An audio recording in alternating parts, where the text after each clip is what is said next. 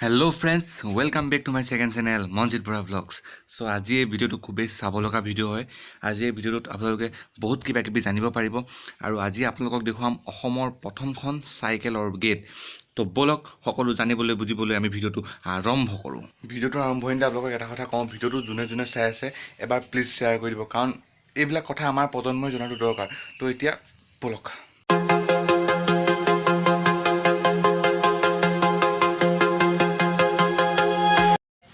Finally মই জেগাটো আহি পাই গ'লোহি আৰু আপোনালোকক যিটো কৈছিলোঁ, যিখন অসমৰ প্ৰথম চাইকেলৰ গেট, সেইখন চাওক চাইকেলৰ গেট। এইটো ডিম্পল দা হয়, মই আহিছোঁ গ্ৰাম্যানুভূতিলৈ। এয়াই গ্ৰাম্যানুভূতি আৰু বলক এতিয়া ভিতৰত যাম, ভিতৰত গৈ দেখুৱামগৈ আপোনালোকক। বলক।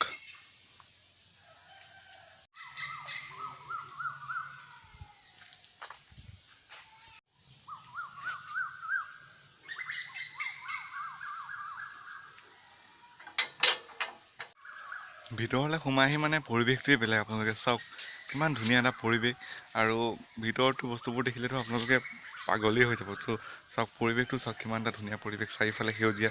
ইয়াত ডিম্পল দাই যথেষ্টখিনি কষ্ট কৰি এইটো গ্ৰাম্যানুভূতি কৰিছে। গতিকে ব'লক এতিয়া ভিতৰত যাওঁ।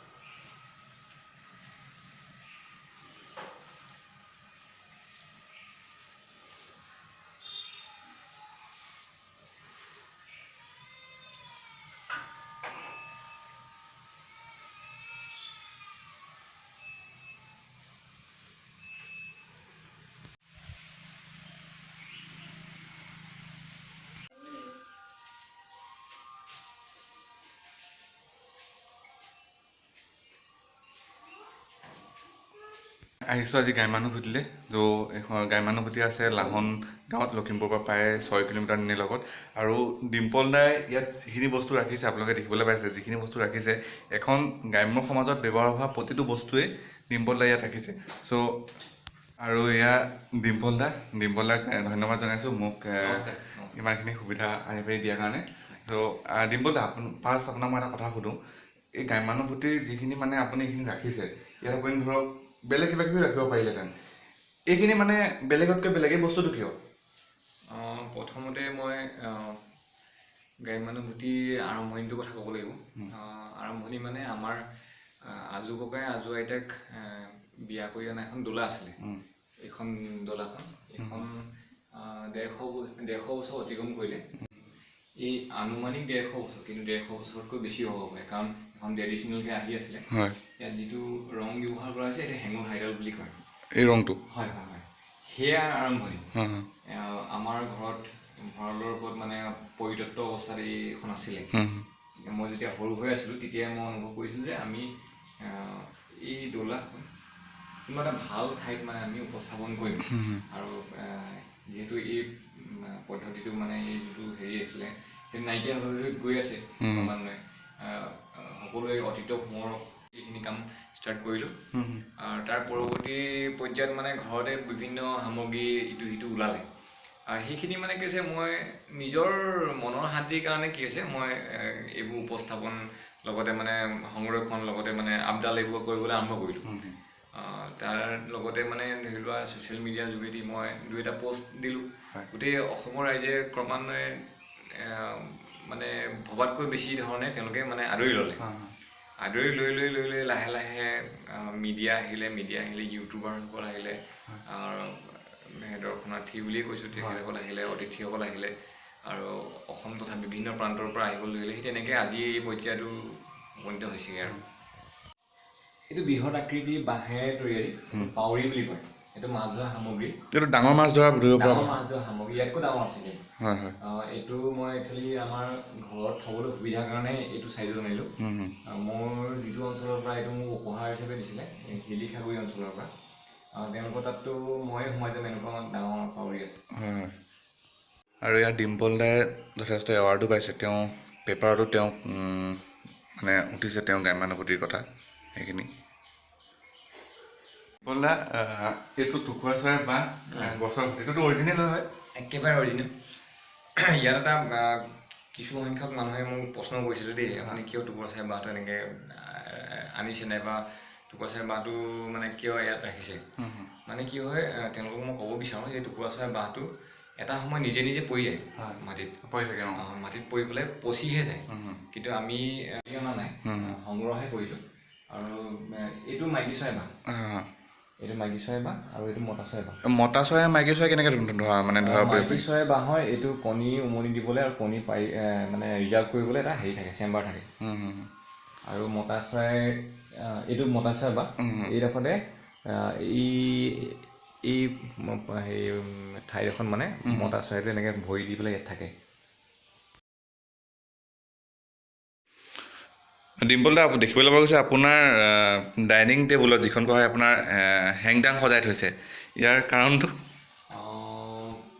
হ'ল হেংদাঙৰ কিছুমান মানে কি হৈছে আমাৰ বিভ্ৰান্তি কিছুমান আছে হেংদাঙৰ বিষয়ে হয় বহুতে এনেকুৱা ধৰণে আজিৰ তাৰিখত বাৰু এইটো বিভ্ৰান্তি বহুত বেছি কমিলে কিন্তু মই যেতিয়া বিয়া কৰিছিলোঁ তেতিয়া মোৰ এটা কাহিনীও জড়িত হৈ আছে মই মানে মুলুঙে মন্ত্ৰ পঢ়ি আছে হেংদাংখন মোক দি দিলে অলৰেডি মই বহুত মানে আনন্দৰে হেংদাংখন নিজে দিলোঁ মই আহোম সম্প্ৰদায়ৰ ল'ৰা তাৰপিছত মই মুলুঙক সুধিলোঁ যে এই হেংদাংখনটো বহুত পুৰণি চাগে বহুত মানে ঐতিহাসিক হ'ব দেই তেতিয়া মুলুঙজনে মোক ক'লে ভাইটি বেয়া নাপাবা এইখন মানে কি আছে হেৰি পাঞ্জাৱীসকলৰ কৃপান হয় আমাৰতো হেংদাং নাই আমি দুখীয়া মানুহ যেনে তেনে কামটো চলাই আছোঁ সেইকাৰণে কৃপানখনকে হেংদাঙৰ ৰূপ দি পেলাই কাম চলাই আছোঁ তেতিয়া মোক খুব দুখ লাগিলে আজি আহোম ইমান পৰাক্ৰমী এটা জাতি এনেকুৱা এটা পৰ্যায়ত উপনীত হৈছে যি মানে আমি হেংদাংখন বেলেগৰ অস্ত্ৰ এটা হেংদাঙৰ ৰূপ দিওঁ সেইকাৰণে মোৰ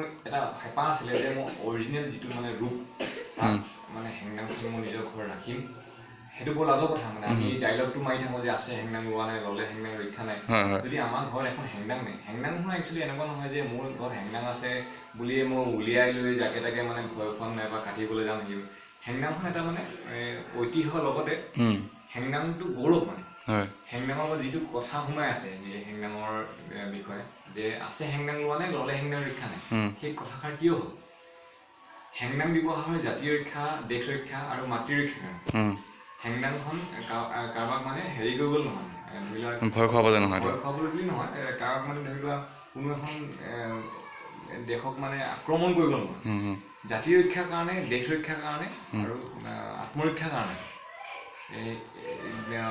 তোমাৰ হেংদাংখনৰ যিটো ডাইলগ আছে যে আছে হেংদাং লোৱা নাই ল'লে হেংদাং ৰক্ষা নাই এই হেংদাংখনৰ ব্লেডত মানে বিভিন্ন প্ৰকাৰৰ হেৰি লগাই থোৱা থাকে বিষ লগাই থোৱা থাকে যদি সেই বিষটো তেওঁ নিজৰ গাটো যদি কাট খাই যায় তেওঁ নিজৰো মৃত্যু নিশ্চিত হয় সেইটো কাৰণে হেংদাংখন পৰাপক্ষত উলিয়াই নলয় হেংদাংখন বহুত পূজা কৰি পেলাই বহুত নিয়ম নীতিৰে থোৱা হয় আৰু সেই নীতি নিয়মবোৰ মানি চলাৰ কাৰণে আজিলৈকে হেংদাঙৰ কোনো হেৰি নাই মানে ডিম্পল দা এইটো এটা জাপি সদৃশ এটা আপোনাৰ জাপি বুলি কৈছোঁ এইটো আপুনি ক'ৰ পৰা অনা আৰু এইটো ম্যানমাৰৰ পৰা অনা হৈছে মোৰ এজন বন্ধুৱে আনি দিছিলে হয় এইটো বাঁহৰ মুকাল বাঁহৰ বাকলিৰ পৰা বনোৱা হয় তলত যিটো বাকলি ওলায় বাঁহৰ গছজোপা কাগজজোপাৰ লগতে সেই বাকলিৰ পৰা বনোৱা হয় আৰু এইটো গ্ৰামোফোন ডিম্পল দা ক'ৰ পৰা অনা হয় আপুনি এইটো গ্ৰামোফোন এইটো আমাৰ ঘৰতে থকা হয় আমাৰ কিছুমান ৰেকৰ্ডছ আছে হয় হয় এই ৰেকৰ্ডখিনি পুৰণা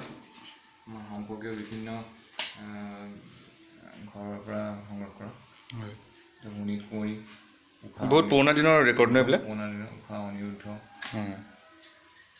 মানে গান শুনা প্ৰথম পৰ্যায় আছিলে এইবোৰ শোণিতপুৰীৰ তৃতীয় দৃশ্য উষা নগৰ চিত্ৰলেখা আৰু উষা এইবোৰ মানে বহুত পুৰণা কিছুমান হেৰি তাৰপিছত এইটো গীটাৰৰ কিছুমান হেৰি আছিলে মহম্মদ ৰফি লতা মঙ্গেশকাৰ এইখিনি মানে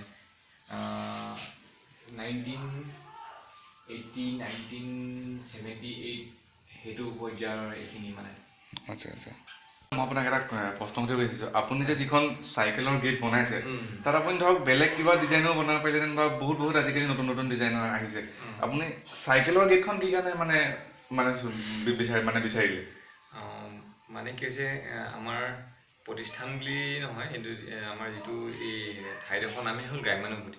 ইয়াত গ্ৰাম্য অনুভূতি এটা মানুহে অনুভৱ কৰিব বিচাৰে, যিহেতু চাইকেলখন গাঁৱৰ লগত জড়িত, আৰু বিশেষকৈ পাতি চাইকেলখন। সেই পাতি চাইকেলখন মানে কি হৈছে, আজিকালি বিভিন্ন যিখিনি গিয়াৰ চাইকেলে হওক বা বিভিন্ন চাইকেল, সেইখিনি চাইকেলৰ কাৰণে এই বস্তুটো মানে নাইকিয়া হৈ গৈছে। আৰু আমাৰ 2খন গেট আছে, এখন গেট মোৰ দেউতাই বনাই থৈ গৈছিলে। সেই গেটখন মই সদায় মানে গেটখনলৈ সন্তুষ্ট নাছিলোঁ। মই ভাবিছিলোঁ যে মানুহ এজন, কথা এষাৰ আছে যে first impression is last impression. এতিয়া প্ৰথম যেতিয়া মানুহে এণ্ট্ৰি লেভেলত কিবা এটা এটা বস্তু দেখি পায়, তেতিয়া মানে মানুহৰ ফিলিংটো অলপ বেলেগ হৈ যাব, যে এইটো অলপ বেলেগ বস্তু, এই ঠাইডোখৰে বেলেগ হ'ব, মানে সেই ফিলিংটো আহিব। মানে তেওঁ শেষত সেইটো ছাৰপ্ৰাইজ পোৱাতকৈ আমি প্ৰথমতে মানে তেওঁ আৰম্ভণি এটা আভাস দি দিওঁ যে ঠাইডোখৰ অলপ বেলেগ কিবা এটা হ'ব গৈ আছে। এইটো কাঁহৰ হাতী খুজীয়া বাতি বুলি কয়।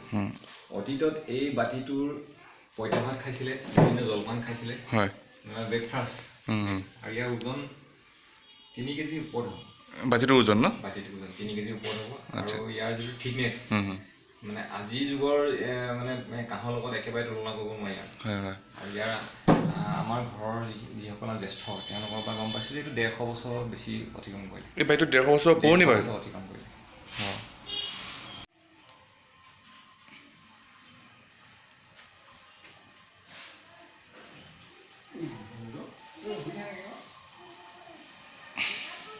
চাওক, এই ভিডিঅ'টো খুবেই চাব লগা ভিডিঅ', কাৰণ এইবিলাক বস্তু আমাৰ ল'ৰা ছোৱালীয়ে দেখাই নাই। গতিকে ভিডিঅ'টো মই আপোনালোকক আকৌ কৈছোঁ, যোনে যোনে ভিডিঅ'টো চাই আছে এবাৰ প্লিজ শ্বেয়াৰ কৰি দিব, যাতে আমাৰ উঠি অহা প্ৰজন্মই এই কথাখিনি জানিব পাৰে যে এইবিলাকো আমাৰ গাঁৱৰ সমাজত ব্যৱহাৰ হৈছিলে।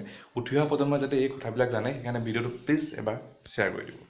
গ্ৰাম্য সমাজত এইটো এটা তামোল খুন্দা আমাৰ আইতাই ব্যৱহাৰ কৰিছিলে, পিতলৰ। আপোনালোকৰ আইতাই ব্যৱহাৰ কৰে? আইতাই ব্যৱহাৰ কৰা পিতলৰ। ইয়াৰ 80 years মান হৈছে। এইটো 80 বছৰ পুৰণি খুন্দনা। 80 বছৰ পুৰণি, 80 years হৈছে। ইয়াৰ ওজন সেইদিনাখন জুখিছিলোঁ 2.8 কেজি, 2.6 কেজি ওলাইছে। 2.6 কেজি ওজনৰ এইটো এটা খুন্দনা।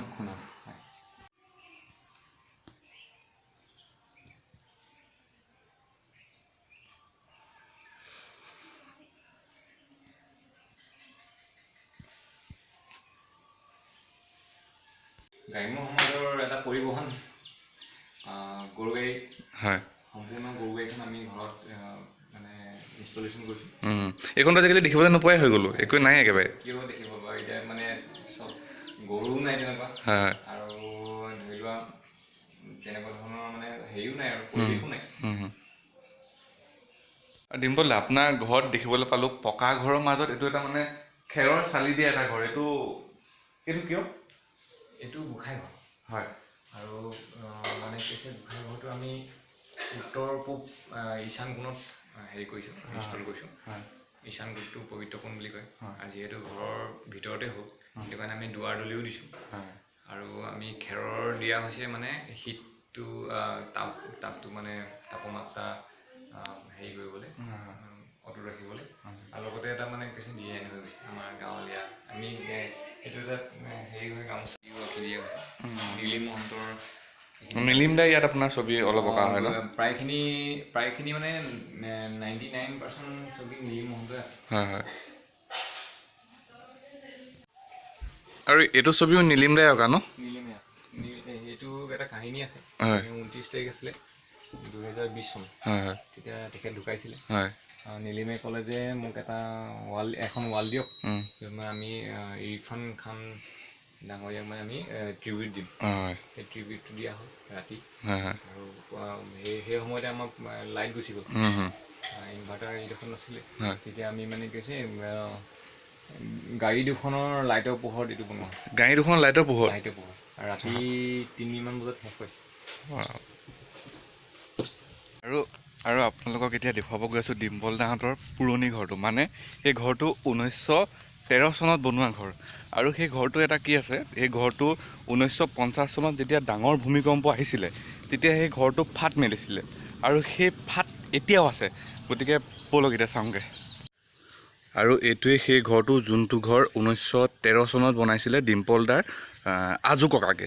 আৰু এই ঘৰটো 1950 চনত যেতিয়া ডাঙৰ ভূমিকম্প হৈছিলে, তেতিয়া ফাট মেলা চিন আছে।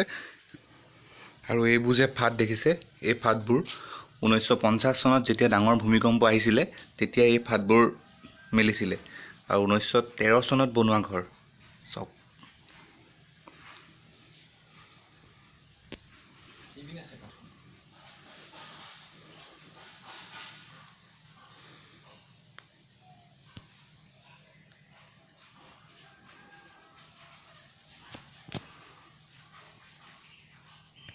তো বন্ধুসকল, ভিডিঅ'টো ইমানেই আছিলে। ভিডিঅ'টোৰ জৰিয়তে মই আপোনালোকক কিবা এটা দেখাব চেষ্টা কৰিলোঁ যে গ্ৰাম্য সমাজৰ ব্যৱহাৰ কিছুমান বস্তু মই আপোনালোকক দেখাব চেষ্টা কৰিলোঁ। আৰু ভিডিঅ'টো চাই যদি ভাল পায় লাইক কৰিব, কমেণ্ট কৰিব আৰু পাৰিলে শ্বেয়াৰ কৰি দিব, যাতে নতুন প্ৰজন্মই বা বেলেগ এজন ব্যক্তিয়ে কথাখিনি জনাটো দৰকাৰ আৰু নতুন প্ৰজন্মই কথাখিনি জনাটো দৰকাৰ, যিহেতু আমি গ্ৰাম্য সমাজৰ লগত জড়িত। গতিকে ভিডিঅ'টো চাই যদি ভাল পায় লাইক কৰিব, কমেণ্ট কৰিব আৰু চেনেলটো ছাবস্ক্ৰাইব কৰি দিব। Okay, bye bye.